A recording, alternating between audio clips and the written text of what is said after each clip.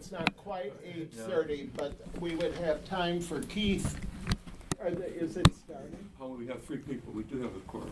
Yes. Keith, do you want to tell us how winter's going to go? I'd be very happy to.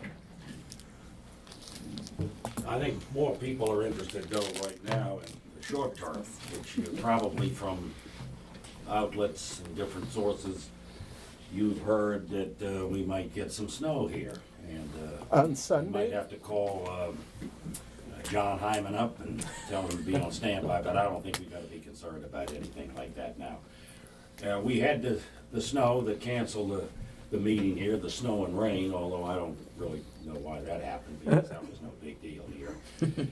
But early storms like that occur in November, usually that portends not much snow the rest of the winter. Now, I'm not going to guarantee that, but that could possibly be the case. Right now, I think things are going to flip around, and we're going to have a mild rest of the month of December into January. Might be 60 degrees on Christmas. Wow. So if you're dreaming of a white Christmas, forget it. So what's happening? So what's happening to El Nino? Well, that's still going to be active, and we could still get 2 or 3 good, healthy snows here this winter. But overall, I still think it's going to be mild, and certainly more snow than we've had the past 2 winters. Oh, okay. If you read my narrative in the newsletter, I talked about, hello, Gotcha, how are you? I talked about how we had more snow here so far this winter, in some places in the suburbs, than we had in the last 2 winters combined.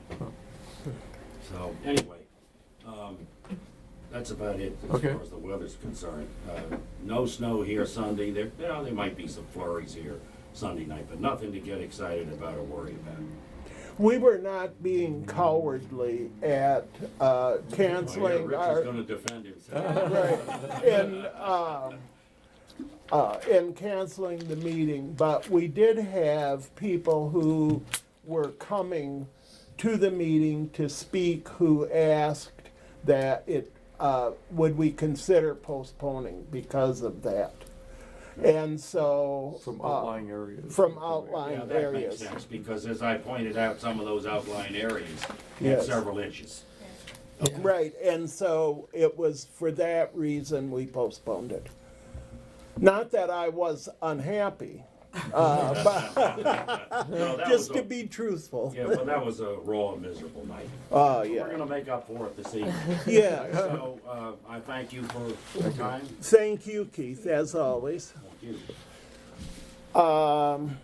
And the audit, Eva, Yes, you're on. okay. Do I have to stand over there? You can do whatever I can you sit. want. Oh. Yeah, if you want to sit. I do Can much you, better sitting. can you hit, okay, it's fine.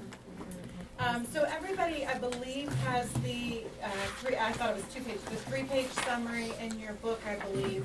The financial statements themselves are 37 pages long, so we're gonna do the 3-page summary tonight. And is that right at the beginning, or what? It's Yeah, number, It's in number your- 2. Yeah, it's in your Oh, book. it's in our book, I'm sorry. Of course, we'll wait till everybody. Okay, Okay. I'm with you.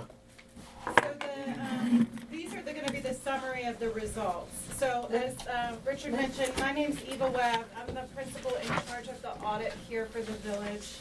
And we like to start with the auditor's report itself. So the report this year indicates that we have conducted our audit in accordance with auditing standards generally accepted in the United States of America. And we found that the financial statements present fairly in all material respects the financial position and the results of those operations for the year ended June 30, 2018. So this is the best opinion you can get. It's an unmodified, clean audit opinion, so congratulations on that. Thank you. Absolutely. The basic financial statements include, as I mentioned, they're 37 pages long. There's 5 different parts. So we have management's discussion and analysis. That's prepared by the village to summarize the year's results. So that sort of gives you more of an informal, here's how the village did this year, here's things that are coming up. we have the government-wide financial statements, which include Exhibit A1, A2, and A3. So these financial statements are, if you were a for-profit business, this is kind of what those financial statements would look like. It's full accrual, which means it includes all of your assets, all of your liabilities. Exhibit A4 and A5 there, we have the modified accrual basis.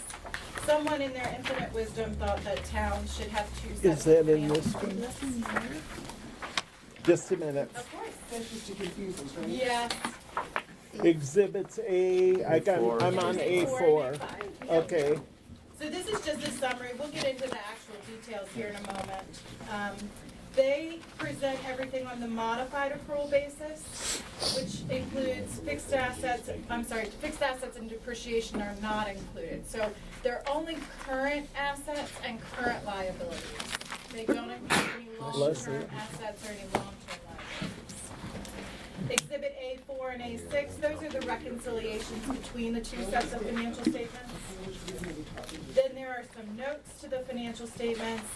And Exhibit B1, that's generally where most people like to focus. That's your budget to actual schedule. So the budget that you all approve every year, that gets included in these financial statements. And then your actual results are compared to that, and then we'll go through some of those variances. There's also a separate letter, now that I'm saying that out loud, Matt, I'm sure that it's somewhere, the separate letter. I think that's here. It's called a governance letter, so it just hits the highlights in case you aren't gonna read the entire set of financial statements. It's sort of the Cliff Notes version of what happened. It lets us report to governance any significant findings, whether there were any disagreements with management, anything new or different, whether there were consultation with other accountants. There were none. There were no consultations. There were no difficulties. Matt and Tina were great, and Dan, right? Dan is the bookkeeper. Right. He always has a box ready for us, and then Matt and Tina fill in all with the questions and answers. Audit adjustments, we did have a few, but there were no significant journal entries that needed to be proposed. I'd like to point that out. what were those? Oh, Is it easy to tell or not? I could get you a schedule. No, it's fine then. Let's move on. It's just a handful. Okay. Usually it's the conversion adjustments, which means recording depreciation, Okay. recording long-term debt, those kind of things. So what did you test? Do you test income? How many, We test everything. okay, So all of your balance sheet accounts get tested. We confirm cash balances, receivable balances. We look at subsequent activity to make sure it was subsequently collected. For your income, in general, there's a very nice schedule that Joe had previously prepared that I updated for you in the small packet. Those come from the state. And so we can confirm those balances with the state to make sure that what gets recorded on your books is what they sent you. right, So revenue is generally a confirmation. And then expenses, what we do there is we compare them to the budget and we compare them to actual. We'll look at invoices and then we'll talk to Matt and Dan about why things changed to make sure the increases or the decreases are reasonable. okay, So we'll get to that. perfect. Yep. So section 3, down at the bottom of the summary report here, Is that the one in our book? is the Yes. one in your book. Yep. So your general fund, your budget was about $959,000 for revenues. It's there in the chart at the bottom. Right, Your actual number was 1.1 million. So you had a favorable or positive variance of about 147,000 in revenues. Your expenditures, you budgeted 2.2 million. Your actual results were about 654. So you also had a favorable result there of about 1.5 million. So overall, both of those were favorable. It said here at the bottom, expenditures were under budget primarily attributable to your street, sidewalk, and streetlight repairs. You budgeted for those, but of course, those projects didn't get completed this year. So that's why your expenditures look a little strange. that make Okay. sense? Yeah. Yes. The top of the next page. We have some detailed here on your significant variances in the revenues and then your significant expenses, the variances between your budget to actual. So right there at the bottom, we just talked about your positive 147,000 variance for revenues. Mainly, I believe that's because you guys budget very conservatively on the revenue side of things. You'll see right at the very first line, income taxes, you budget for about 700,000, but you did receive 811. You know, that number is sort of a shot in the dark depending on your tax base. So as auditors, we appreciate conservative budgeting. Great. You'll see down there in the middle section where it says expenditures. Again here, there were some significant ones, but it's mainly that public works projects that didn't, start during the year, so the actual amounts were much less than you had budgeted for. Almost all of your variances were in a positive, favorable, they were positive or favorable, so you don't have to worry too much about your budgeting process. There at the bottom, section V5, comparison to prior year. We also like to let you know how you look compared to the prior year, because that's Right. generally how you budget. Your total revenues in fiscal year 17 were a little over $1 million. In fiscal year 18, they were a little over 1.1 for an increase of about 43,000. And you'll see most of that came through in the income taxes. Again, that's not anything that you guys can control. Your expenditures there, we have in the bottom part broken out by general government versus public works, public safety, and parks and rec. You'll see in fiscal year 17, we had some of those large projects in public works. We spent about $1 million. Of course, that's not going to recur, so you see in fiscal year 18, the expenses were about $212,000. So overall, fiscal year 17, you had revenue under expenditures, of course, because we know we had those projects. Right. Of $372,000. In the current year, we had revenue over expenditures of $452,000. So the swing there was $825,000.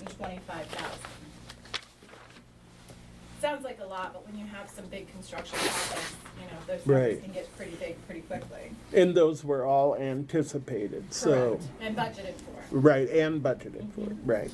There at the bottom, income tax revenues as a percent of total revenues is 67% in 2017 and 73% Wow. in 2018. I know this is something you guys have been tracking, and we'll get to that in just a few more pages. Your reliance on income taxes to fund your operations. So if you want to flip to the top of page 3, the significant changes in your expenses year over year. Again, they're all fairly minor. We had some office improvements, which we've all benefited from. Yeah. Yes. So that was an increase. And then some salaries as we've gotten and changed our staffing here. And then our public works with the street, the designated $865,000 last year versus no expenses this year. The bottom there, balance sheet, if you wanted to see the full balance sheet, it's at Exhibit A4. This is just some highlights. What I like to mention is that cash equivalents, and investments represent about 99% of your total assets. So that's a pretty good position to be in. You're very liquid. You do have some your fund balance, which is your reserves. Some of it's assigned for future projects, but most of it there you see at the bottom, $1.2 million is unassigned and can be used to fund general Right. operations. So the last page of this is the 10-year average results for your revenues. I think someone had requested this several years ago, was my understanding, and Joe had prepared it for you, and it's a wonderful analysis. When the state, I'm sure you all remember when the state started cutting back on what they were funding with highway users and some of the other things. It shows here, it shows that your income and your property taxes represent, if you go to the 2018 column, 89.8% of your total revenues. Mhm.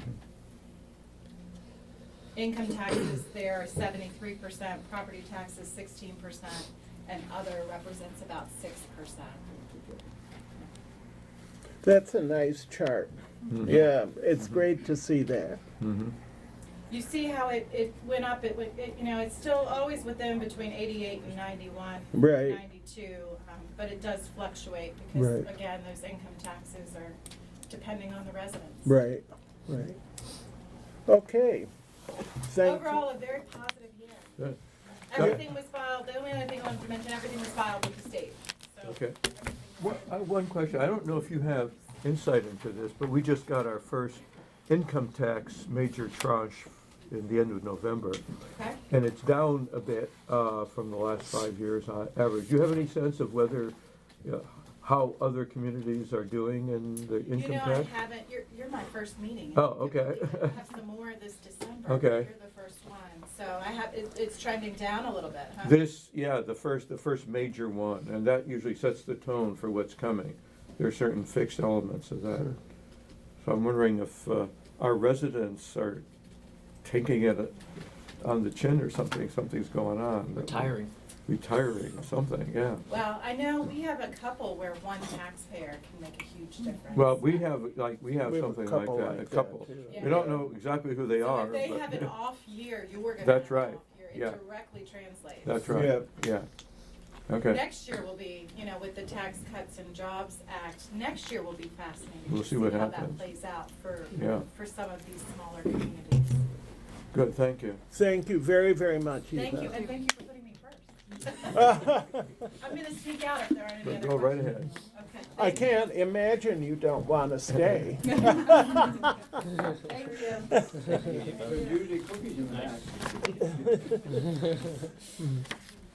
Okay, opportunity to hear resident comments. Yes. Marty Langland, Chestnut Street. First, as an economist, I want to congratulate you on the clean audit report.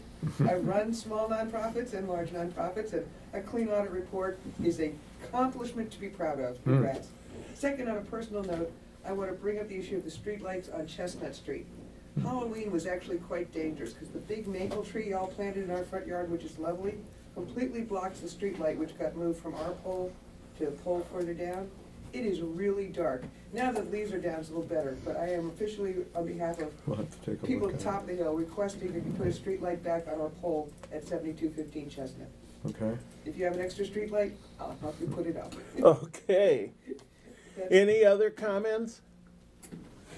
Moving on to committee updates. Well, Marty, it looks like it's your night. I'm so glad I came. We had our first. Do you mind coming up here? I don't mind a bit. We had our first meeting of the fiscal 2019 VMA Election Committee on November 27th, and warmly welcomed our new members, Lori Mitchell and Haley Sofer. Great committee, thank you for the appointments. We signed our oaths of office. The minutes, I believe Matt has already posted them on the website. We had them done by Friday morning. Very productive meeting. We have two things to bring to the council.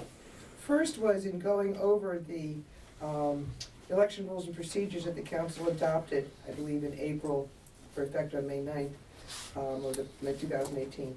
We think that there's a typo there. We have discussed, I'm sure you all remember, moving the due date for the candidates' materials to 45 days before the election. Since we have absentee ballots going out 21 days, we don't have time to get stuff to people. Right. And my impression was that the council had meant to do that, had agreed to do that. But the regs actually still read 30 days prior to the election as opposed to 45. So we want to ask you to please correct that. And if you have any questions about correcting it, I'll be glad to present the committee's request in more detail. Thank you. That it will be done. That is a good answer. Right. We like that answer, because we do need the 45 days, and I think y'all meant to do it. Second was a suggestion from the committee. We talked very broadly about ways to recruit more candidates to run for the village council.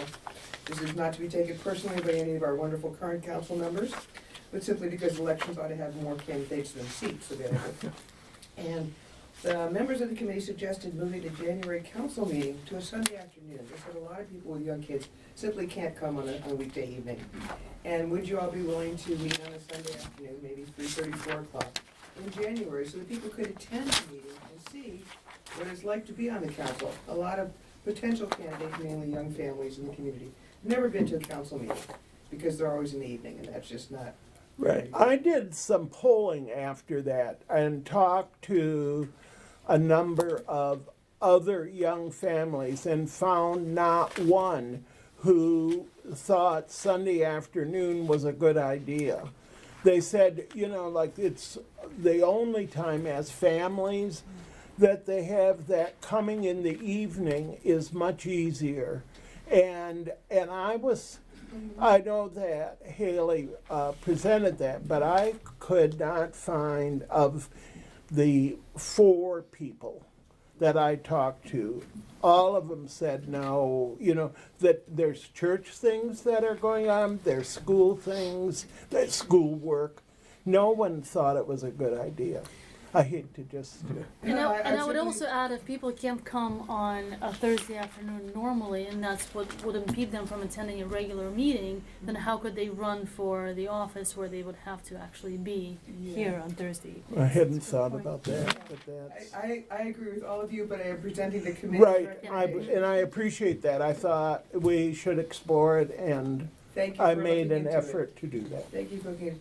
I do want to ask as a fallback that the council consider attending some kind of an event that the election committee will present to talk about what it's like serving on the council and what you like about it and don't like about it. Right. Remember a couple of years ago, we did an event like that at the Beals House over at Delfield? Right.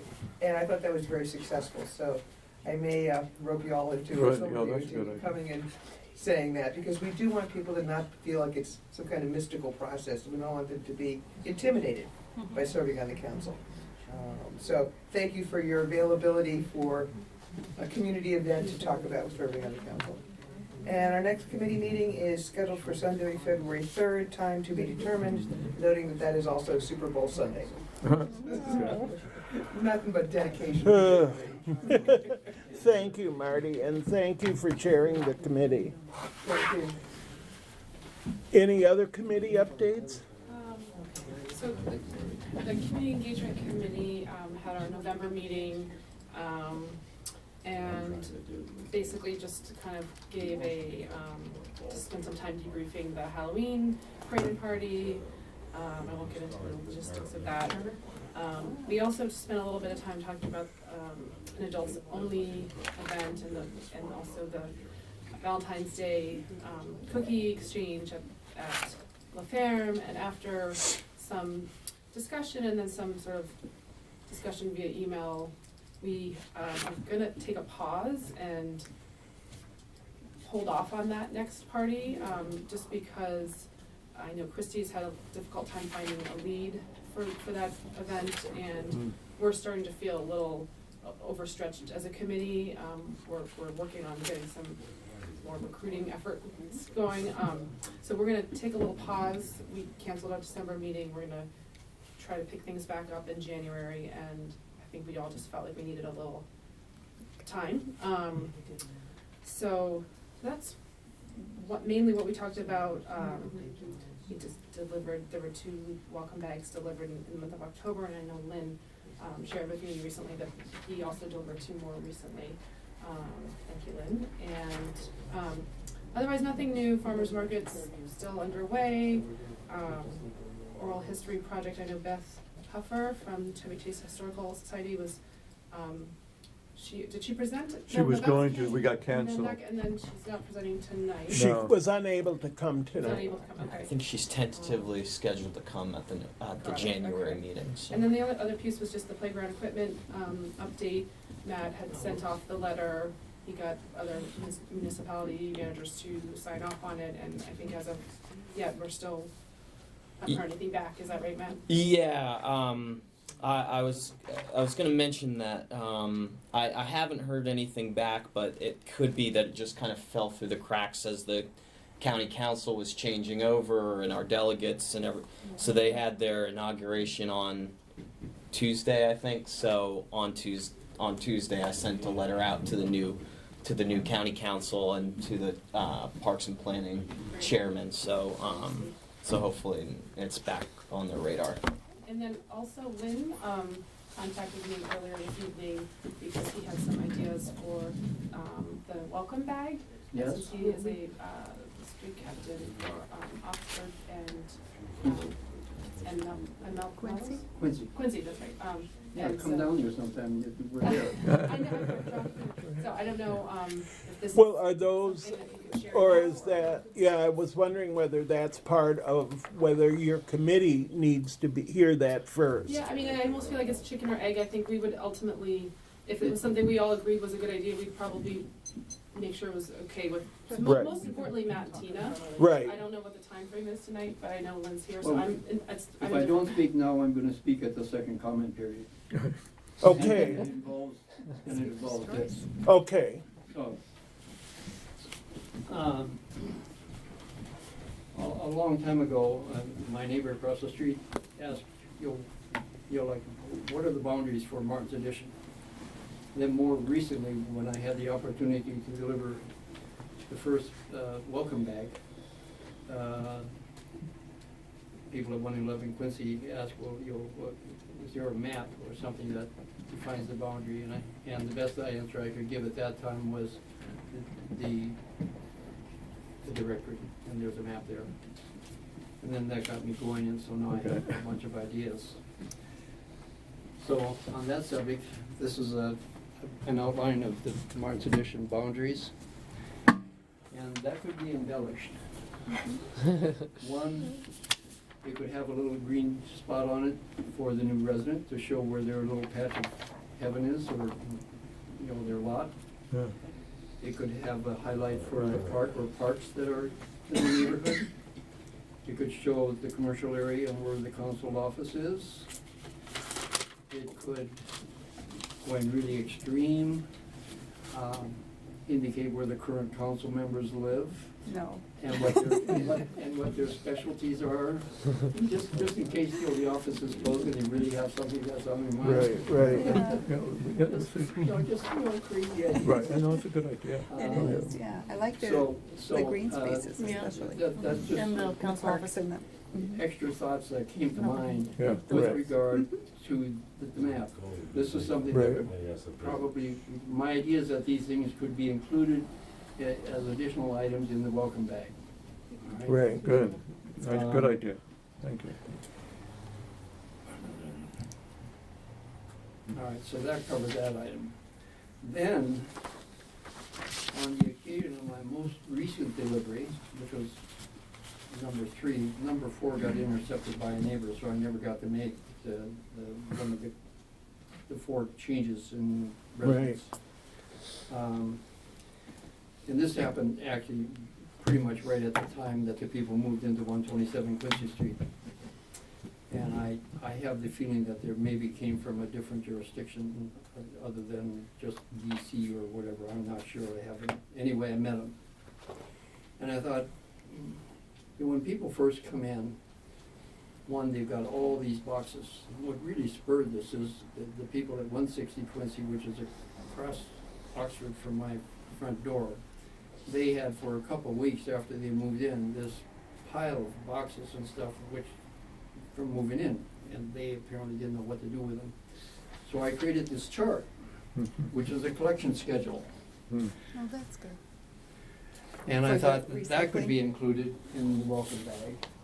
It specifies the days of the week, and what service is provided, and where the service is provided from, either the side of the house or the street That's good. curb. Right. And it also, because now with leaf collection, I included what Rolling Acres is doing for us.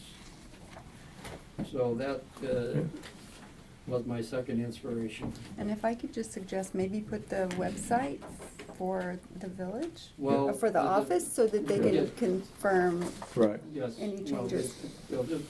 This is, again, something that, I've done this with one of my, okay, and that's just a sort of a rough Right, draft. right. Right, but I think it's a nice idea to put in the Yeah. back. Yeah. It's in the Well, we the- have it in text, but having a Right. graphic like this Right. lays Right. it out in a different way. Well, Right. just until you On get the used to idea it, to of put the it on your web- fridge would be a very Yeah. helpful Yeah. thing. Yeah.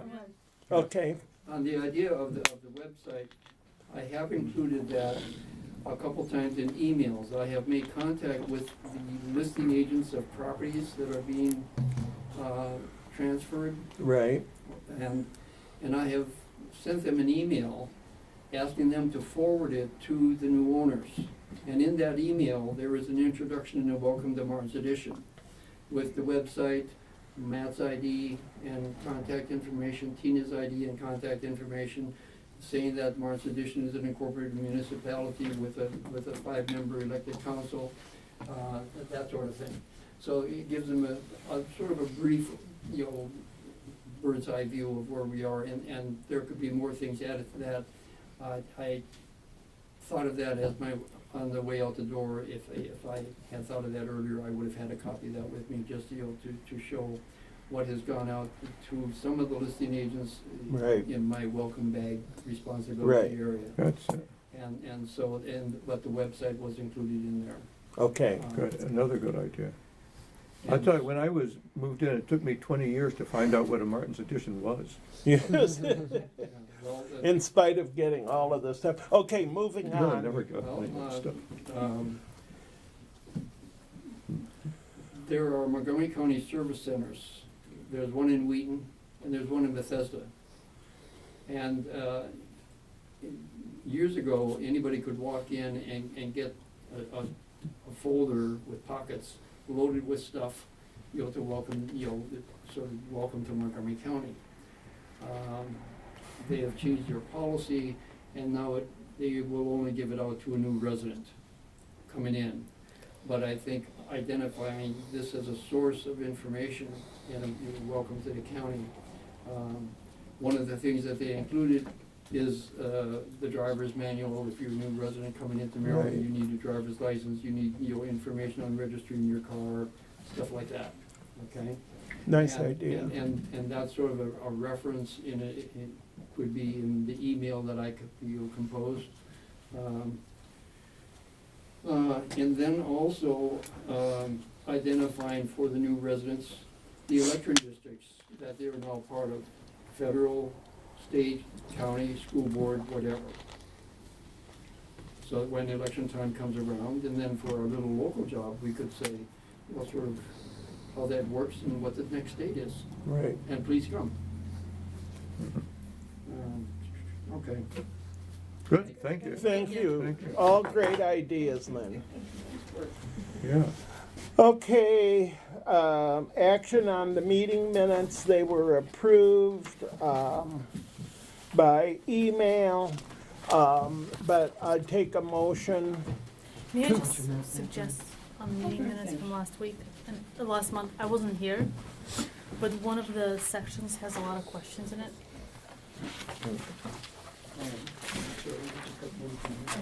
I would just condense it if there's possible. Okay. It was in regards to sidewalks. In regard to what? Sidewalks. Can Okay, you read that section? Like just In the survey part? Or? see how there's question marks? Oh, yes. If you wanna have this sheet, you can have it. This is some of the notes Thank that you. are So before just- coming over. Just Eliminate those. the questions. So just, okay. State the facts. right. Okay, then is there a motion to approve the minutes as amended? I will motion to approve the minutes as amended. Okay, Katya moves, I second. Susan seconds, all in favor? All right. Opposed? Building Administrator's Report. Doug Lohmeyer. Currently, we have 6 construction projects underway, with one probably starting next week over on Taylor Street. And we've got 5 pending permits for variances in the works. 5 5. pending for variances? No, permits or variances. Oh, okay. No. 2 variances probably coming in. We have one scheduled, right? The 20th. Yeah. The house on Chestnut under construction, Thornapple, they submitted their permits, and it looks like the plans comply with the code, so we're gonna schedule a information meeting with the residents, I guess, this month or beginning of next year, that we can find an evening. We have a meeting coming up next Thursday, 2 weeks from tonight, for the Chestnut project. And they probably are gonna be coming in for a variance for that, so that is the variance hearing, I believe. Yes, on December 20th.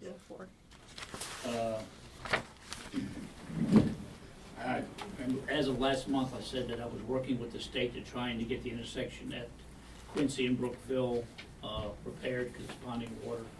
They're still looking at it. They haven't given me a decision yet. So that's my report. Wow, Any questions? okay. Has the corner at Oxford and Quincy been changed by the Veers? No, because that was part of their repaving project. And It's it's been been- bumped until spring. Been put off? Okay, thank you. It's in the work for that. Okay, Question? yes. What's with the second project on Thornapple there, the one that was so controversial? Is that coming up anytime soon? Okay, that's the one we're gonna have an information meeting on coming up soon. Okay. And we've already submitted the permit, it complies with the code. So as soon as they get the county permit, we have our meeting, we can issue our permit. But they made a lot of changes to it. Yeah. I would hope so. Would you like to let people in the neighborhood know there were a lot of residents were concerned about that property? Yep. Thank you. Other questions? The public hearing and action on code amendments introduced on 9/20/18. Ron is going to start out with those, Yes. Whereases. the whereases. So ordinance 9-18-1, as Richard noted, introduced in September, and we had discussed these amendments prior to that and after that. We've had a couple meetings on these amendments. These are technical corrections. As Doug has implemented the code, he's found some things that we need to clean up. First being in the diagrams in the code where we demonstrate how building height is measured, there's an or written in it, and it should be an and to reflect that you must comply with both the requirements. So we're changing that or to and making other corrections to clean up and clarify the code. In section 6303F, we're noting that if a applicant changes their plans that have been approved by the county, the village has to be notified. Currently, the code states only if the county permit is changed. So we're amending that to say permit or the plans. If there's a change in either, you gotta let us know. And the other three edits on pages 4 and 5 were just clarifying existing language by breaking sentences up into 2 sentences so it's clearer, and eliminating some unnecessary language. And we're set for a public hearing tonight if anyone wants to comment on the proposed ordinance. Okay. If not, you can entertain a motion to adopt. Are there any comments on, that the residents would like to make on this Ordinance proposed 9/18. ordinance changes? Hearing none, I would entertain a motion to adopt as they have been presented, as ordinance number 9-18-1, which was introduced in September, be approved at this time, or be, what, we have approved? Approved, yep. Approved. So do I have a motion to approve? I move to approve. Susan moves to approve. A I second. will Second it. second. We're gonna have a Arthur, wrestling match? Arthur is Okay. second. I will second that. Any questions? All in favor? Aye. Opposed? Moving on. So that'll be effective December 26th, and the new code can be posted on the website on that date. Yeah. Okay. And Tina, I emailed the final version for signature, and you've got that. All right. So Financial matters. Financial. The we've had items that we have to approve to increase the budget for a number of items that have been carried over from last month when we did not meet. The one new item that came up is that we got our first major income tax distribution, and it is lower than some recent years, higher than other recent years, but on the average, it's about 10-11% below the last 5 years. It doesn't affect our budgeting. We have conservatively budgeted for a smaller amount than we've been getting. So we're in good condition, but it's something we have to keep our eye on for the rest of the year. 10%, did you say? 10% below the 5-year average. Average, that's pretty Yeah. significant. Yeah, it is. And it could be, as was mentioned, one resident. Right. I have no idea what might be going on. Stock market has been doing well as that's what usually drives it. But the Well, 10%, Oh, that's right, yeah. Mhm. It the hasn't been 10% was roughly 28,000 Uh, or was it no, more than that? we got 200. 282,000. Right, so the 10% of that difference is 28,000. Yeah, so they've been coming, the average has been a little over 300,000, okay. So- 305, 310. But Okay. some years have been considerably higher, others lower.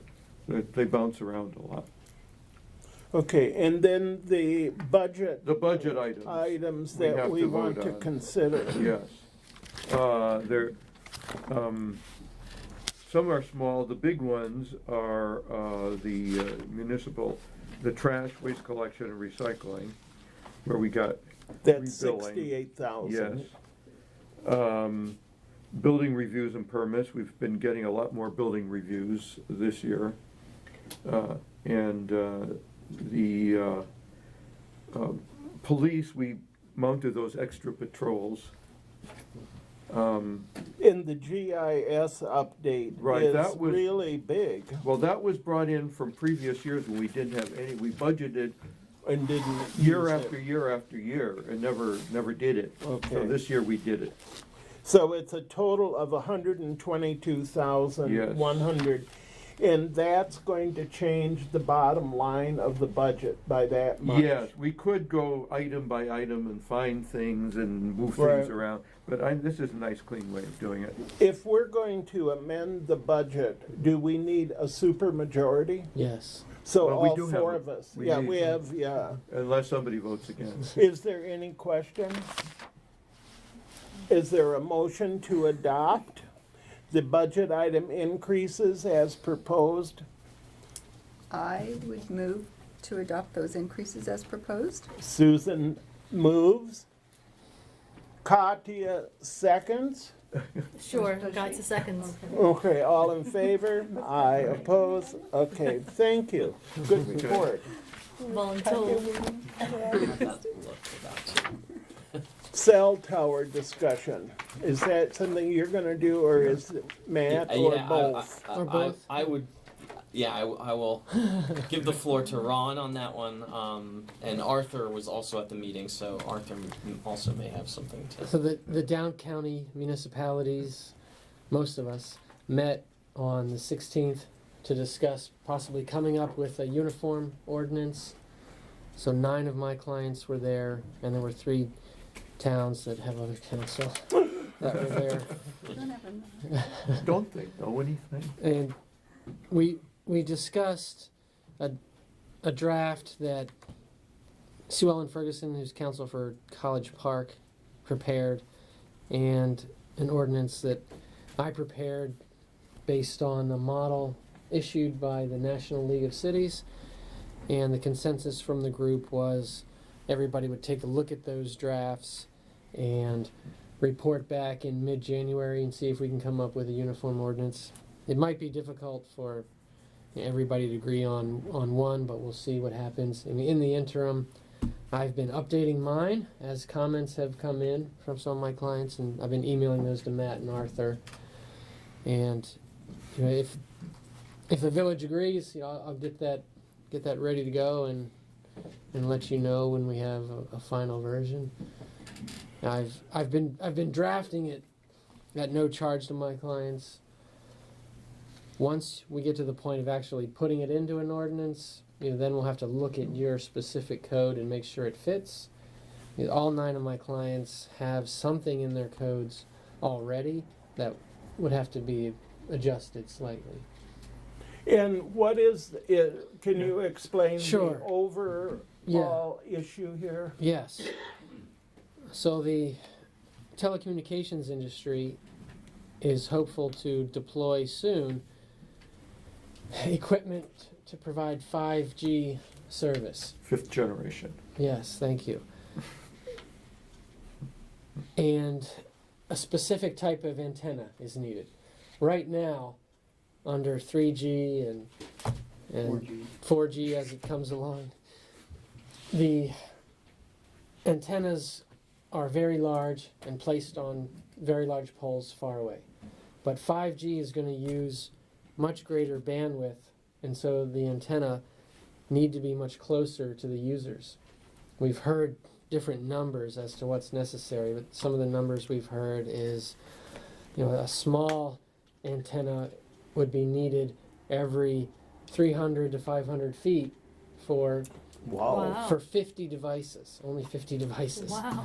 So they'll be looking to install these antenna on existing street lights, traffic lights, utility poles, and the like.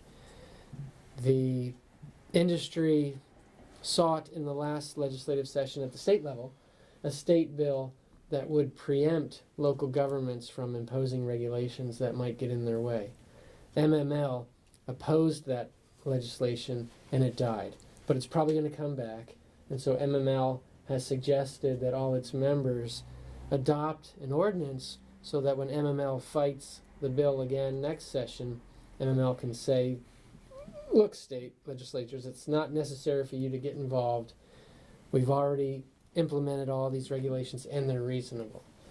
So National League of Cities is in the same boat, and they prepared that model, which I think is a really good model, and that's formed. But neither the state nor the county have adopted. Have they held hearings on this? Yes, They have. yeah, and at the county level, the county introduced a zoning text amendment that would regulate small cell deployments in the county, and that was controversial as well, because currently under county law such a small cell antenna would have to be 60 feet from a residence.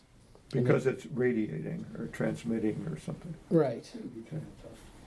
But the county's proposing reducing that to 30 because 60 could be too prohibitive, because if you look at our right-of-ways, all our electric poles that Pepco owns, are probably 30 feet from residences. They're not 60 feet. But the county bill was put on hold as well. And whatever the county adopts will be applicable in Martin's Additions, because the county will be imposing certain zoning restrictions. And as you all know, we are subject to county zoning. But what we would be doing in our local Martin's Additions ordinance is regulating things like safe use of the right-of-way and clutter. Mm-hmm. Those are things we can regulate. And so in the draft that we've prepared so far, it provides, you got to come to us and get a permit. You got to get a right-of-way access agreement, and the agreement will say you agree to indemnify us if anyone gets hurt by your equipment. You've got to remove it at your expense if you don't use it anymore. You got to repair our roads if you damage our roads, and then imposing some basic design criteria. How Now, high up the pole? Well, right now, it says for utilities, anyone putting a structure in the right of way Mhm. needs a permit. In the Martin's the Additions current- code yeah. currently, yeah. So let me ask a question. I asked this at the meeting, and I'm still confused about it. According to the FCC, we cannot impose requirements that are not imposed on other utilities. Yes, yeah, that's a concern of mine. So the FCC has issued an order that tells municipalities what we can and can't do, basically. what fees we can charge.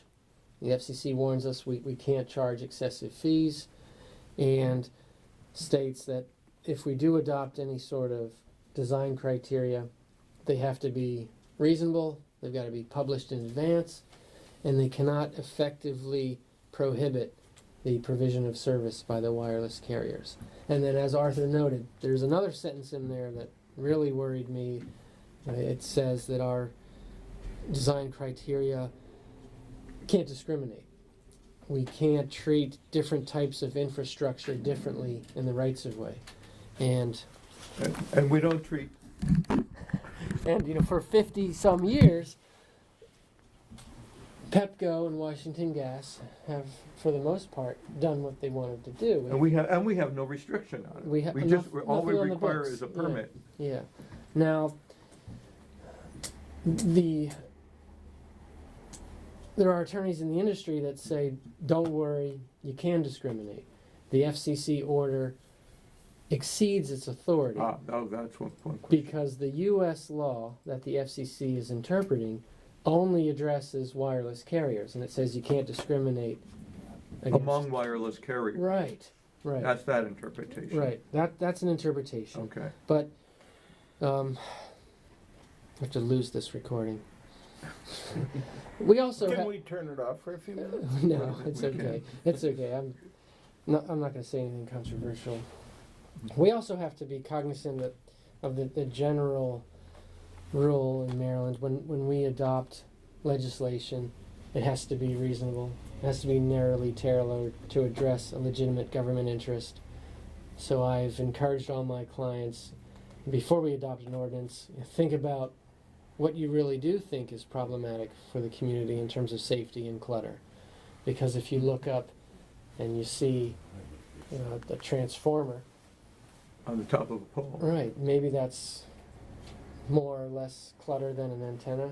Yeah. So it's just something we have to think From the about. photographs you had, the antenna is like about the size of a bigger bottle of water than this.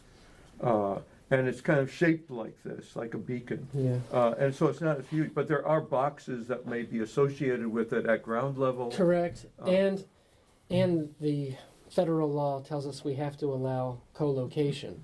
So once one vendor's on a pole, we can't say no to a second vendor who wants to be on that same pole, as long as the pole can hold the combined weight. And so, although one antenna might not be ugly, there may be 5 up there eventually, or 6 or 7.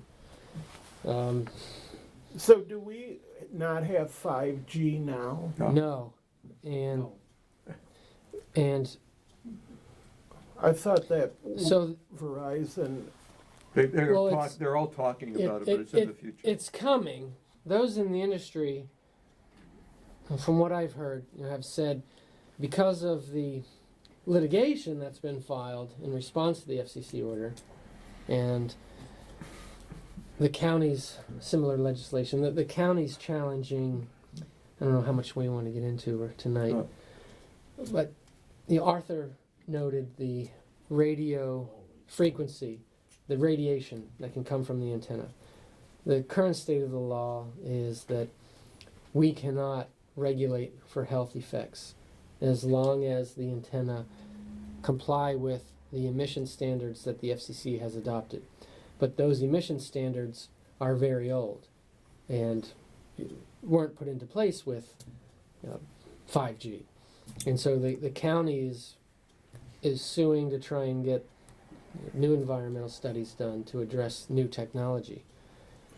So we are all going to walk around with tin foil on our heads. Yeah, Is that, eventually. But the reason I wanted to mention that is because of all the litigation that's going on and the uncertainty of the FCC order. Some have told me in the industry that it might be 2 or 3 years before 5G is actually deployed. Mm-hmm. But in the interim, we should be doing something. Yes, and those service providers may be trying to gobble up the real estate for future use. So we might get applications even though the technology is not ready to be rolled out yet. Just for poles. Right. Yeah. Space on the poles is going to be a really big issue. premium. What is the action at this time? So, if you want to take a look at the draft ordinance that I have, and I'll email it around to everybody. I've been making changes to it almost daily. As comments come in from my clients, I update the draft. I'll probably send out a new draft tomorrow. I guess I'll copy everybody and take a look at it and let me know if you have any comments. And maybe we'll be in a position to introduce in January or February.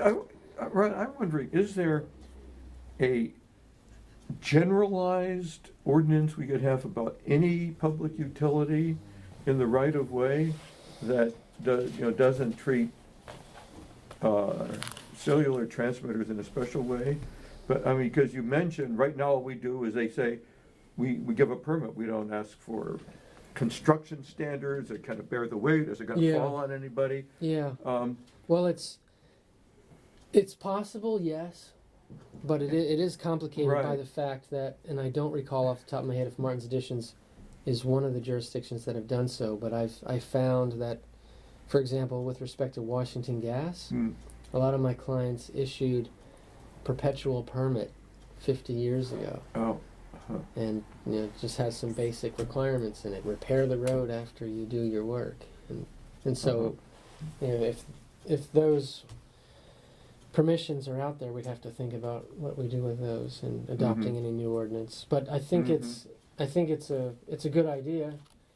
The National League of Cities, in the preamble to their model ordinance, they note municipalities may want to take the opportunity to look at the regulation of all utilities. Right.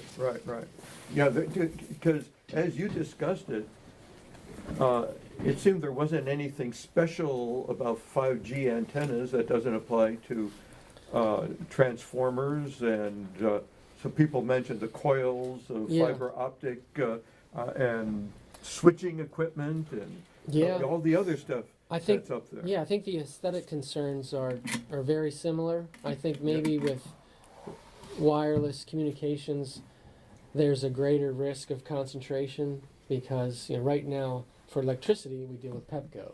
For gas we deal with Washington Gas. But once wireless comes in, we know there's going to be at least 2 service providers, maybe maybe 5. We have telephone and cable companies stringing wire. Yes. Yeah. Several of them. Yeah, and boxes. And boxes. Those little green boxes in the poles. So, I mean, depending on how federal law is interpreted here, the fact that we may be treating cellular transmissions and equipment differently from all the other things that are hanging up there would seem to be an issue. And that there might be a more generalized thing about safety, aesthetics, I don't know, what are some of the other issues? Well, general. I think. But we don't look at any of them, and then that would mean enforcement. That came up during the discussion. How do you enforce this? We don't have the capabilities to enforce No. it. So let's yeah, read so- Ron's draft. Yeah. Yes, yeah. Discuss it. Yeah, on the enforcement issue, and I'm glad you brought that up. There are service providers out there that have done a good job of scaring folks into contacting them to help develop design standards and to hire them to implement. Anticipating that most of my clients, because of their small sizes, aren't going to want to take on the cost of bringing in yet another contractor, I've kept my ordinance very simple so that Doug could review applications. Right, or Joe Cutro or something. Right. So Or- it doesn't or have Matt to be. or Matt and Tina. Right, Yeah. right, And it doesn't require Right. an engineering degree or yeah. expertise in telecommunications. It's just the equipment has to be at least 15 feet high up on the pole. Tape measure. Right. Right. 2 feet from a public improvement, 3 or 5 feet from a driveway apron, Mhm. and things like that. I'll send it around. And Okay. another reason why I wanted to keep it simple for administration is because the FCC order provides that our fees can't be unreasonable, and the FCC expressly noted in its order that if we're paying a third-party vendor $5,000 to review an application, we cannot charge a $5,000 application fee we can charge a $500 application fee, and so that means we'll be eating, $4,500, and I'm assuming you're not going to want to do that. Okay. Thank you. Yep. I mean, that's a lot of information. Yeah. Matt? Just moving on to my report, or I don't Yes. have anything to add to Ron to that discussion. Let's, Okay, so just a reminder to folks out there that the holiday fund has begun. We have got quite a few donations so far. Tina and I actually were about to open up donations tomorrow and make our first deposit. So I don't know where we are in relation to other members, but every year I've been here, residents have been extremely generous, and so far it seems to be that'll be the case again this year. One issue that I wanted to touch on was this issue of dockless and e-bicycles and scooters. So the county is they want to extend a pilot program that they have started in Tacoma Park into other areas of Montgomery County. And if you look in the tab 8 there, the third page shows where they'd like to expand into, and so that includes Martin's Additions here. They have the I guess it's harder to read Number 10. because it's right. Yeah, exactly. And so this is everything's on an opt-in basis, and currently it's only in Tacoma Park. And the idea would be these lime bikes, things like that, that people don't need to tie up at a bike station. So it's the scooters and the bicycles are the two things, and the scooters go, I think they said 15 miles an hour, up to 15 miles an hour on the scooters. They have a battery pack that needs to be recharged every day, so the company would come around every day, pick them back up, bring them, recharge them, and then if we opted into the program, we could designate areas where we'd like them to be placed again. So if we thought Brookville Market would be a good place where people could pick up bikes or something like that. And similarly, the bicycles, I think they go about 20 miles an hour. They're mostly pedal powered, but if you were biking up Summit Avenue, it does have like a electrical kind of help for you. And so those last 3 to 4 days per charge, and all they have to do is exchange a battery pack and then they recharge it. So they'll come around every 3 or 4 days, pick them up, put in a new battery pack, and then set them in the new designated places. Some of the concerns were there's a potential for these bikes to just get kind of left wherever. You see sometimes over there in Rock Creek. So I've seen them on our streets too, of where they're just laying there. And so part of this discussion was, well, what happens if we opted out? And there's no way that they can stop people from driving or riding through Martin's Additions, but or abandoning their bikes. So that was part of the discussion, is that it would, if we opted out specifically, they would put in mechanisms that would at least discourage people from doing that, whether it's a penalty or not being able to clock out if you're in a non-sanctioned area. If we proactively opt out, or if we just don't opt in? It's an opt-in basis. Okay. So if we do nothing, we're out. We have to talk to them.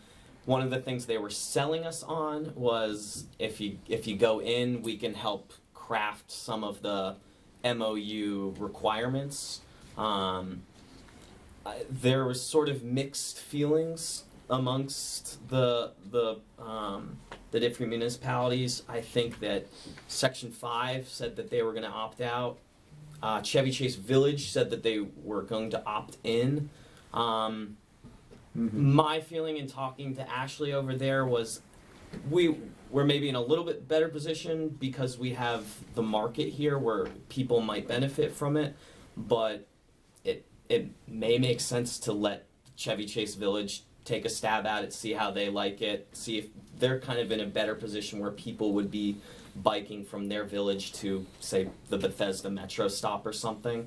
And not clogging up Brookville, Well, perhaps. yeah, exactly. But The scooters typically, people ride on sidewalks, don't they? Or on the road? that's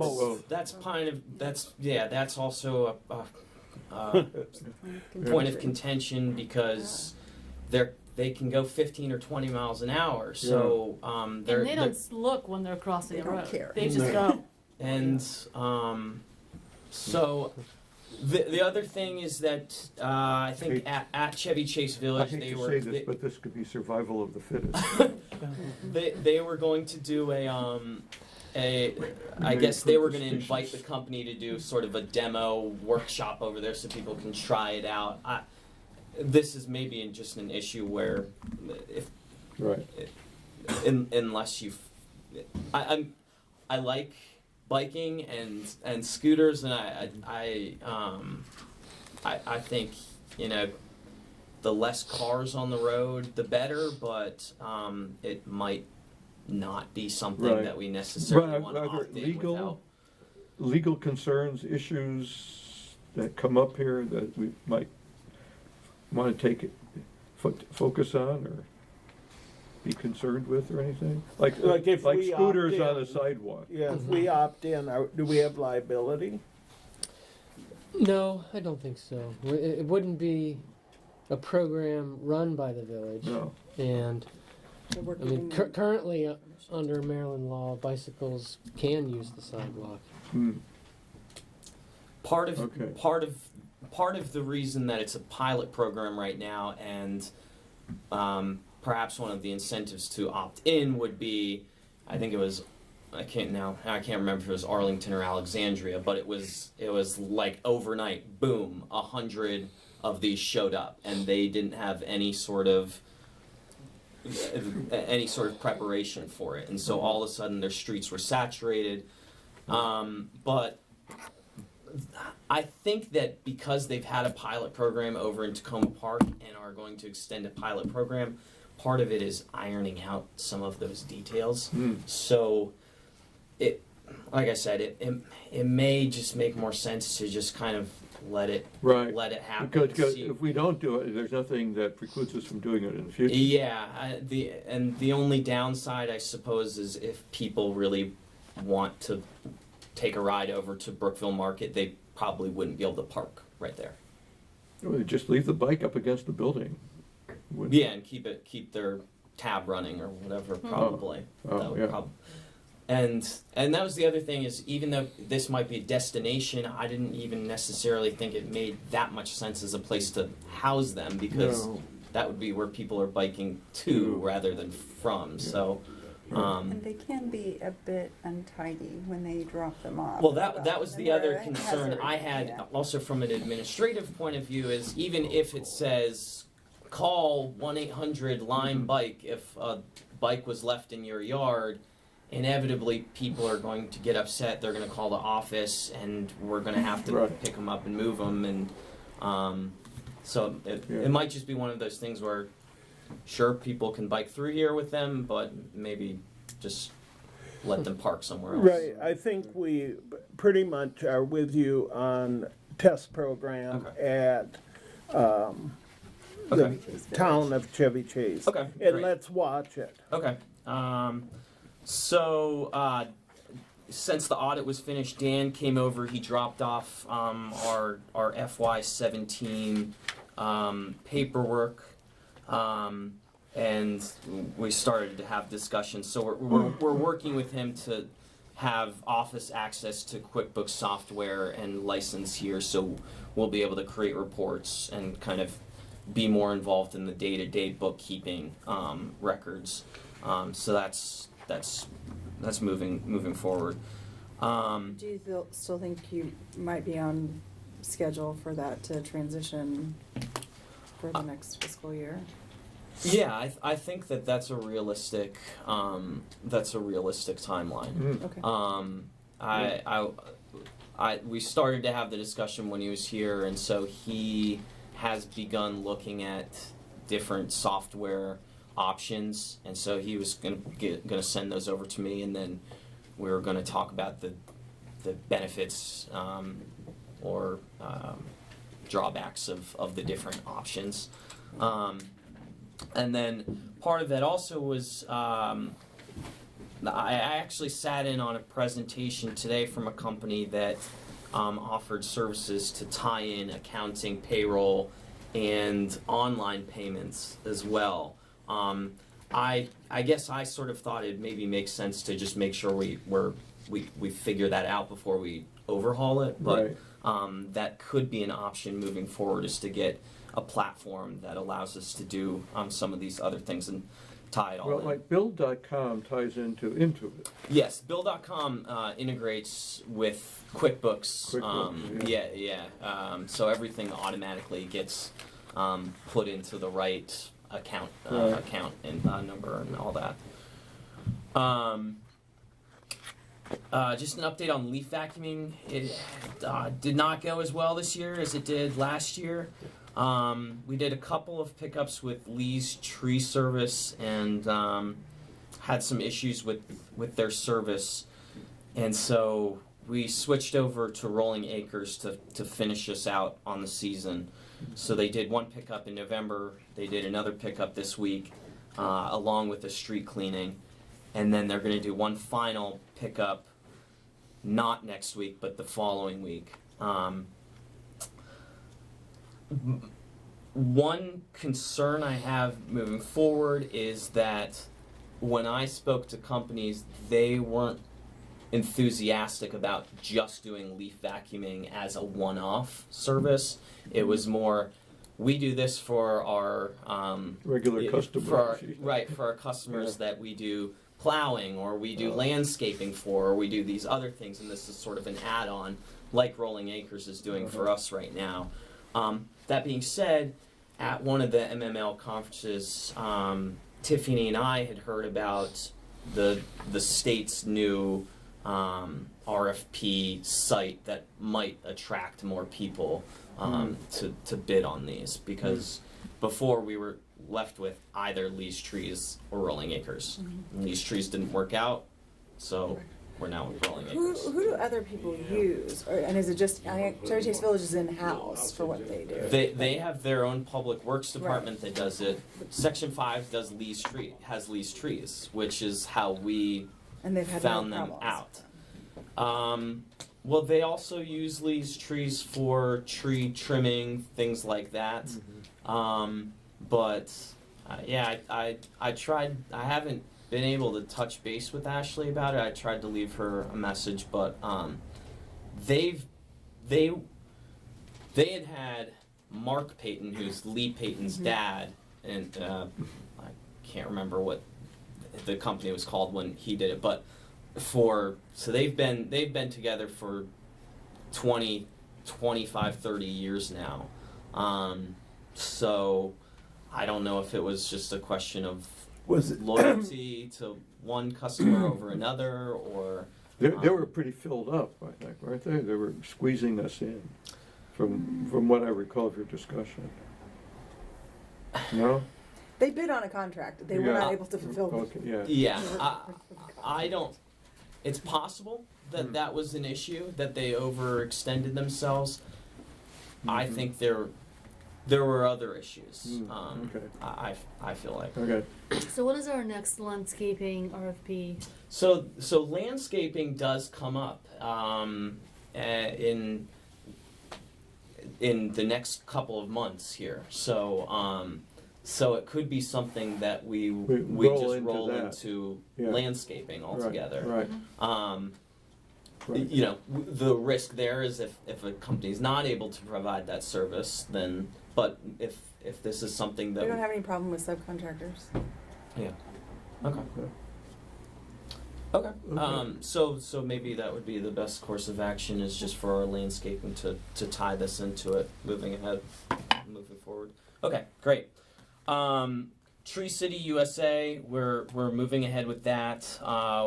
Tina and Paula actually had a conversation with somebody from the Arbor Day Foundation, so just to make sure that all of our paperwork was good. And so. on that, it seems like there have been no take-ups on the private trees. No, actually, we had five people do it this year. Well, we went to completion. Yep. Oh, So we're okay. going to be planting 5 Oh, trees good. as part of it this year. There were Okay. probably twice that number that expressed interest.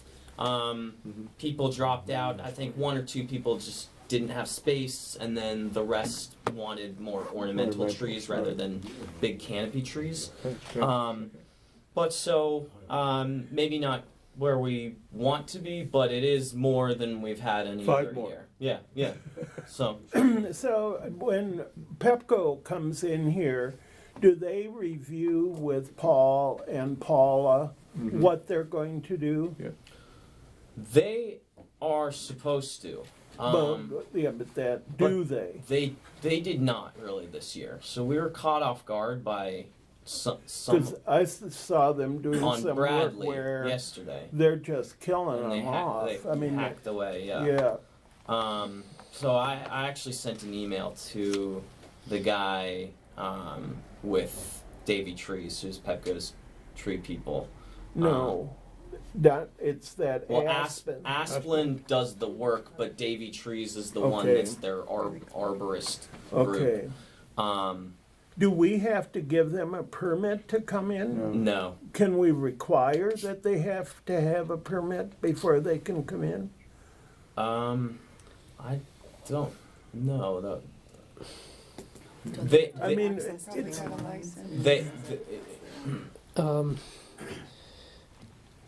I mean, So under state law, we can impose reasonable regulations, and a reasonable regulation is you got to tell us give what us you 1 week's notice right. at least. Yeah, well, get and I get think permission and. be the part of looking at what they're doing and why. Mm-hmm. I mean, for them to come in and just butcher the trees for, Well, it's easy. We're careful for the wires. well, with respect to the tree trimming, I'll have to go back and look at my file now. But a few years ago,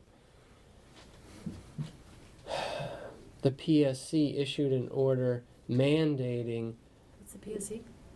Public Service Commission mandating that Pepco implement a more aggressive tree pruning program in order to increase reliability because there were so many electrical outages. Right. And I want to say that the current state of the law is Pepco has to develop in coordination with you a tree management plan, and it's like a 5-year plan or something like that. But then once they adopt that plan with you, they can come in and then trim the trees as they deem Right. necessary, and they don't have to remove the stumps. I'm not aware of any tree management plan that we have in place.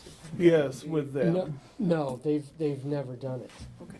Well, and is there? I mean, can we take a stronger Yeah, could you check the stand status of all somehow of, they're coming in here. I understand their goal, and I really like having our electricity on, even when it storms.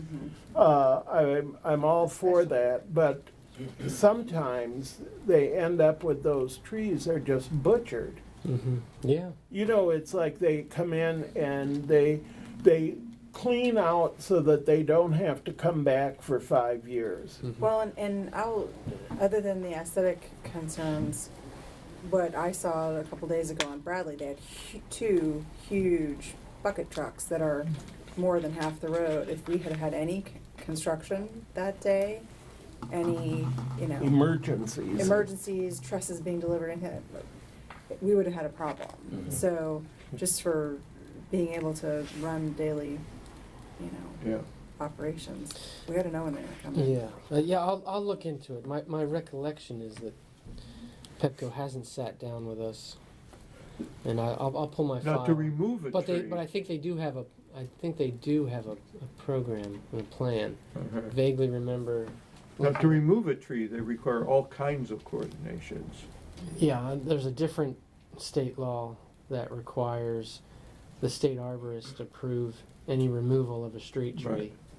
Any tree in the right of way, that's to be removed. Well, and I think that there were some attacked where, there's been, well, anyway, we've got that covered. So, Okay. We'll Two- check into it. Two things related to that actually is one resident had asked me about underground wiring throughout Martin's Additions. I told them that I had briefly had a conversation when we were doing the street lights to figure out what it was, and as I recall, it was something like $100,000 per every square foot, or something that was. The last I looked, and it came up like 5 years ago or more, it was $2 million a mile Okay. to put it underground. So, I don't know if I guess I could look into it again and see what it is if you're It's interested a in. prohibitive cost. Yeah, I don't seems- think it's it worth seems the like time. it Yeah. is, yeah. I'd leave it alone. Okay. If we were building this from scratch, then you would do it. Right, Right. right. Or And while we like could Friendship use up Heights our Village, which is an reserves. apartment building neighborhood, Yeah. that could make more sense, right? There's Right. a larger concentration of residents, but in an area like this, it's just Yeah. prohibitive. Yeah. Okay. So then the other thing that's related to that is as we take down trees and plant new trees, we do contend with the wires, and so when I was looking at our tree policy, I'm paraphrasing now, but it says something to the effect of, we will, whenever possible, give preference to native trees, and if trees are broken up into small, medium, large, there are, at my understanding, only really two small native species. So the concern was that over time, 50% of our trees are going to be redbuds or serviceberry trees. So I thought that maybe asking Paul Wolf to look into this and do a presentation to us to maybe get a little bit more guidance on if we want to set any specific goals or if we're happy with it being the way it is, or Right. just learning more about it if there's. Yeah, I think that's. And remember, another there was thing. all sorts of, there was a discussion on what is a native tree. I mean, there's, right, Yeah, that's a very between- vague definition. Yeah, Well- between Chris, Well- who was the purist, and Paul, who said native trees in the pure form don't exist anymore. Right. They've all, Well, and to They're be all hybrids. frank, that has come up again. That issue, I thought that Chris moved. Did they move? Paula is very much in favor of strictly native trees. Yeah. So just finding out more information might be helpful to give us sort of guidance in future Right. years. So Did they move? Did Chris and John, did they move? They did. They did. Didn't they? Oh, good. So Okay. just moving ahead, I'll try to be quicker. We got permission from the state for tree removals today, so I sent out an email and locations of new trees to be planted. I think there's 7 new trees that we're going to plant in the village right of way. There's a handful of others that will be taken out and will be spots for future years. 2 examples are on Quincy Street. There's those 2 huge trees that are basically in the middle of the street, so we're going to have those be taken out, and so there might be space in the right of way at a future date to put something. I don't know if anybody's noticed, but we have a new ADA compatibility button on the village website, and I've been working with them to implement our intranet. So they're working on on that for us to be able to access an online directory and also possibly to do online payments. To add like a payment button Can you for also ask, permits. is there any way to, the search function right now searches Google, like all of the intraweb. Like, why do we not have a search function that searches our Okay. web To limit it, sites? yeah. Okay. Yeah, I hate that. Okay. I'm with you on that. So as Alyssa mentioned, we had the Halloween party. I won't get into it too much, but we had about 175 people that attended. So it was well attended. So I just wanted to extend thanks to Christy Tampio and Lacey Holloway-Wooten of the Community Engagement Committee, who spent a lot of time and put in a lot of work to plan and put on the event, and also to Keith and to Riley for helping set up on that day. It was much appreciated, and just thank you. Playground equipment, as I mentioned, we sent out this letter. I still haven't heard anything, but I sent out a follow-up email. There are a couple of contracts that are coming up. One would be landscaping, so we'll tie in landscaping and leaf vacuuming. Rolling Acres contract also runs out, so we'll have to do a new contract for snow plows and street cleaning. We're also working on a new arborist RFP and new contracts for some of our office utilities such as Verizon and the Ricoh copier. Matt, you said earlier that the leaf vacuuming, landscaping, and potentially the Snow plowing. snow plowing. You know, maybe a little bit of research. Okay, are we gonna end up with more people bidding if we lump all three of them together, or are we gonna end up with less Fewer. people bidding? Yeah. Or maybe an option, you can bid on this plus this or not, and then we can compare and see, Yeah. and make sure that And we we check have all no the problems boxes. with subcontracting. Okay. However appropriate to say that. Okay. Because that way you know, hopefully find the biggest pool of folks who will. Yeah. I mean, we have relied on Rolling Acres for a lot of these services, And they've done great. and I think they do a very good job. Yes. But yeah, I And they would have the same opportunity to compete sure, as others. right, exactly, yeah. So I know that they have the capability to bid for all of those, and so yeah, just making sure, like you said, if you can bid on one portion and not another as an option or something like that, just to make sure that we're not only getting bids from one person. Right.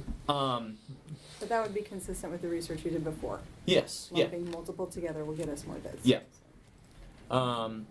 So WSSC, just a quick update, is currently on Thornapple. So there's kind of 3 sections along Thornapple. They're finished with one. They're about halfway through the other. They have told me that they will finish Thornapple by the end of this month. They don't meet their deadlines very often, but that's what they've told me. So at that point, they'll move on to Chestnut, and we should be ready by March then to be able to finish all of the repaving. Okay. Then the other quick thing, just in terms of utilities, was that we put up a sign reserving the spot in front of the marketplace for persons with disabilities. I'm not sure that it stands out enough, so maybe we could look into doing some of the thermoplastic marking there as well. And in part of those conversations, I actually talked to one of the companies that we had met about the designs in the crosswalks, and so they are. We've kind of gone back and forth on a couple of different options, and I think their suggestion and what we kind of landed on, I think, would be to do a kind of fake brick that matches the brick here that has the lines in it, so it still stands out and might pop a little bit more, and it is compliant with state highway standards. Okay. So we have to ask the state highway for? I sent an email to somebody at State Highway just to make sure, but in my conversations with this person, he said that he didn't anticipate any issues with And are we that. coordinating with? With Andy, yeah. And what about the two handicap signs on Brookville where they were before? Yeah, so we have one that got put up there in front of the marketplace. Really? But not on Brookville Road? Yes, there's I haven't the one seen it. closest to the Yeah. market got put up either last week or this week by Joe Okay. Cutro. But that's what I was saying is, I mean, Right. it might be good to put up the markings on the street itself. Can you and- put two in or not? There Um, were two. Well, I think we could.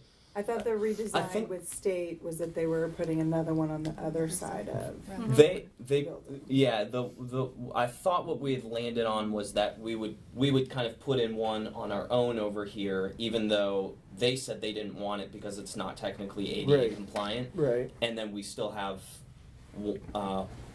a space also behind In the the parking marketplace lot.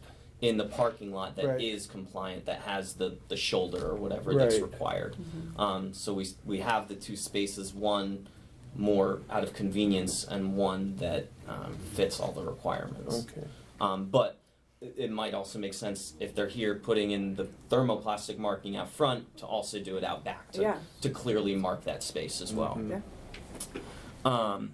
So then the last sort of big thing is just recapping the email that I had sent about street repairs. So I just wanted to apologize to everybody for the delays in that happening.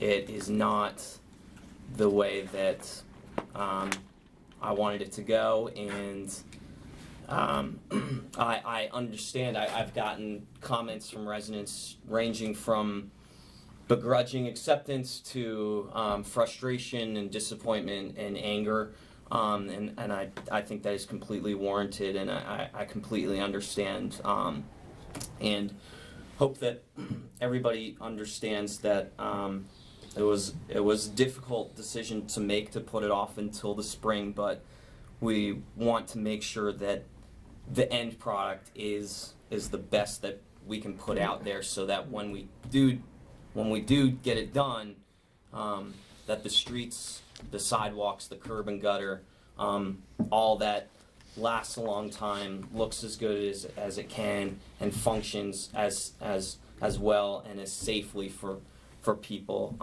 as it can. So I do apologize, and I understand the frustration, and it is a high priority, and we will be getting it Just done wait till spring. as soon as the weather Yeah. allows us to. Right. I appreciate your being that sensitive, but I feel like it isn't your fault. I mean, it happened. I mean, it would not be to the village's advantage to put down the streets now.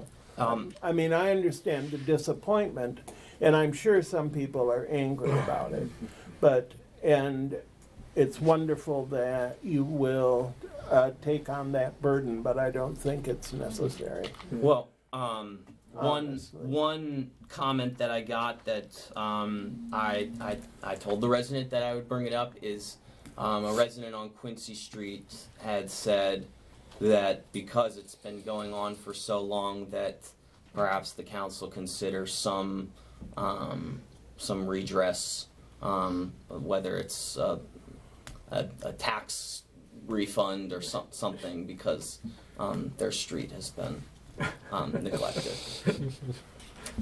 And I told them sympathize. I told them that I would bring Send that them up. your special home brew. There you go. That's great. But so You brought it up. yes. Have we done everything we can for temporary winterizing of the streets? Yeah, I walked the streets with Mike Veers on Friday, Okay. and we went over. We're gonna patch up as many potholes as we can. They wouldn't necessarily be places where patching would make the most sense typically, because a lot of them are you definitely feel them when you're driving over them, Right. but they're relatively shallow. It's just that the street is so cracked and broken up that pouring the patching, it wouldn't last more than a year, but it'll at least get us through the winter and make the streets that much better, at least for the next Okay. couple of months. Okay, and that's Yeah. what we. So that's yes, that is going to happen. Hopefully in the next week or Okay, so. thank you. And that's those were all the. Oh, Okay. actually, I'm sorry. There was one more thing. I have started to reach out to some of the neighboring municipalities about installing sidewalks and how to get that process off the ground. So I talked to. We're talking about north end sidewalk Yeah. potential. Y- Okay. Yes. Doing the studies and all that would be involved with that. So I finally connected with the guy that did it with North Chevy Chase and Somerset, I believe. Did you also reach out to Richard? What was his name? The guy who did the building codes. Oh, Chris to, Jacobiak. Chris Jacobiak. Jacobiak. Just I think. I talked to him one day to just find out first place if they were still in business. And he said this would be a great project. He'd Oh, okay. love to help us Okay. again. Okay, great. And I thought he was really good because he helped us with the people who were yelling. I think it's good. Like, keep doing the research, find multiple people, because I think this would be something worth potentially having like you and the council or a couple of council members interview whoever it would be to make sure that those who went through building codes, for example, lived through the. Okay, is this person actually going to be able to hold our hands as appropriate through the whole process? Okay. That was, I'm sorry to even ask this, but GIS, are we moving forward on that? Yes, we've got software, Installed. new software up and running, and they've actually given us a tool to be able to access it remotely, and so Okay. Wayne, for example, can go out there on a tablet, zoom in, mark spots, look at spots, things like that. So the next thing that we need to do with them is just setting up an actual survey. We have a list of houses that have undergone construction since our Right. last one, and just taking measurements for that. Okay. To And just, that would include like the new trees that we're about to put in. exactly. Yeah. Yep. I appreciate all the work that you and Tina are doing. Truly, the office is running smoothly. There are hiccups, but that's the way the business goes, and the two of you are doing a great job. I hear so many wonderful compliments. Well deserved, I might Except for add. a few angry people Thank you. Right. who want a rebate. I understand. Yes, Thank but you. kudos. Thank you. Okay. Anything else? Anybody have anything to say? Is it David? Are you sharing your pizza? Okay, a motion to adjourn. Hey, Oh. yo. Lynn, one sentence. Well, I second. we're not. I really resent being cut short. Oh, I'm sorry. Yes. Okay. And I don't understand it. Okay. I really do not. So, I object to that. okay, entirely. then Even have before. your say. When I thought I was making some suggestions that might be considered Right. okay, you even cut me short then. Okay, well, All right, now, talk away. ongoing. Is there, on the subject of these scooters and bikes, electric or otherwise, if, I hope they're not approved, but if they were, what liability would we have? If there was an event, which involved physical injury, we've signed off on it, what's the exposure for the village? if these people operating these things are no different than the people that just have standard bicycles going around, they don't stop for stop signs, they don't pay much attention to pedestrians, and this just increases that risk. So I think that's a serious consideration. I have other things that I have made notes on, but I'll just be regrouped and bring that another time. Thank you, good night. Okay, thank you. Can I- Procedurally, do we need to re-adjourn? We didn't. Did you have something to say, Keith? Yes. Okay. I'd like to wish everybody happy holidays on behalf of David and Riley, who is at a rock concert in Baltimore right now. Happy holidays, everybody. Thank you, Thank and you. to you. And I'm still, And adjourn. I'm still, Let's everybody, do it. true burgundy and gold. Can we do it formally again? So, can I have a motion to adjourn? Thank you, Susan. And a second? I will second. Thank you, Katya. All in favor, say aye. Aye, opposed?